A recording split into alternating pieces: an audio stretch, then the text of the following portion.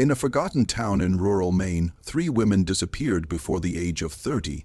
They were never reported missing, not because no one cared, but because they were never allowed to leave.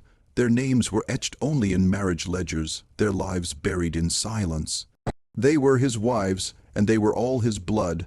The town of Erasmus, Maine, vanished from maps in the early 20th century. Census records list its population as steadily declining, until by 1912 it had dissolved into nothingness. Yet whispers remain in genealogical archives, the same last names repeating, families cycling in on themselves, and one man at the center of it all, Silas Barrow. Silas lived in a farmhouse built in 1824, a towering wooden structure that locals claimed creaked even when the wind was still. Children who passed by said they saw faces in the windows, pale and mournful. Some swore the attic lights burned at odd hours, though no oil was ever purchased in town. By 1870, Silas had married his first cousin, Margaret Barrow, aged 17. Parish records make no mention of disapproval. Instead, the priest's notation reads, "For the strengthening of family ties." Within 10 years, Margaret was dead. Cause of death, consumption. But there was no grave, no funeral, no mourning bells. 3 months later, Silas wed Eleanor, his mother's sister's daughter. She too vanished after a decade of marriage. The death ledger repeats the same phrase, consumption, but something curious appears. Her name scratched out in ink as if erased from existence. Silas's last wife was Abigail, his father's cousin's daughter, making her the 3rd branch of the same poison tree. The church ledger does not even list her as wife, instead bound in covenant. Abigail lived only 5 years with Silas before her name was quietly struck from the records, just like Eleanor's. 3 women, no graves, no coffins lowered into the soil. Town gossip whispered that the farmhouse consumed them, that their screams could be heard through the beams at night. One midwife, who later fled the town, wrote in her diary, "They went into the house alive, they did not come back out." Silas justified his actions with scripture, twisting verses about the purity of bloodlines, claiming that outsiders corrupted God's design. His sermons were delivered not in church, but in his own parlor where townsfolk sat uneasily, forced to listen, while his wives stared blankly from shadowed corners. Though each marriage lasted years, no children were recorded. This fact gnawed at the town. Rumors spread that Silas locked his wives in the upper rooms, forcing rituals too unspeakable to describe. Some claimed he believed he was preserving their wombs for something greater, not for human heirs, but for something older. Reverend Whitcomb, the town's pastor, never questioned Silas's marriages. In fact, he endorsed them, signing each ledger with a trembling hand. Decades later, when questioned by investigators, his only words were, "He made me promise not to." He refused to elaborate. The pastor died within the week, his Bible missing several pages. When Erasmus's population dwindled, orphan children were sent to the Barrow home for shelter, but records show none ever left. A single entry survives from the county ledger, 7 placed, none returned. The town's silence was not ignorance, it was fear.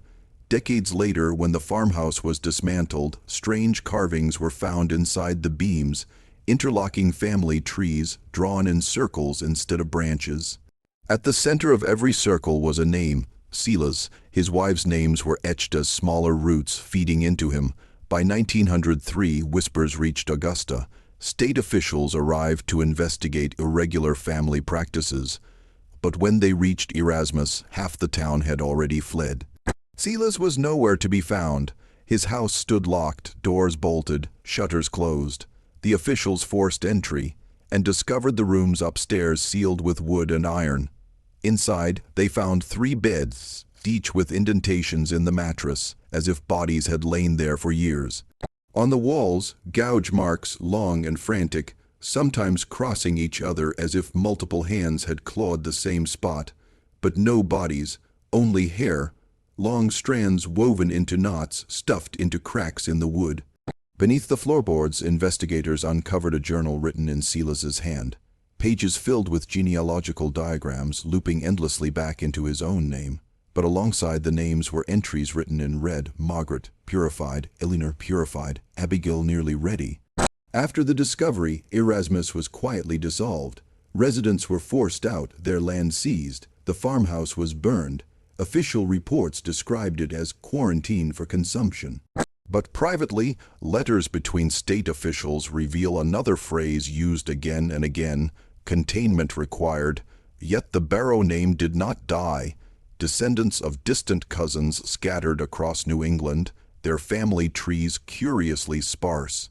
Even today, genealogists report dead ends, missing branches, and names that appear, then vanish in census records, always linked back to Erasmus. Some believe Silas's doctrine did not end with him. A surviving diary from one Erasmus resident describes gatherings in the woods where the blood was read like scripture.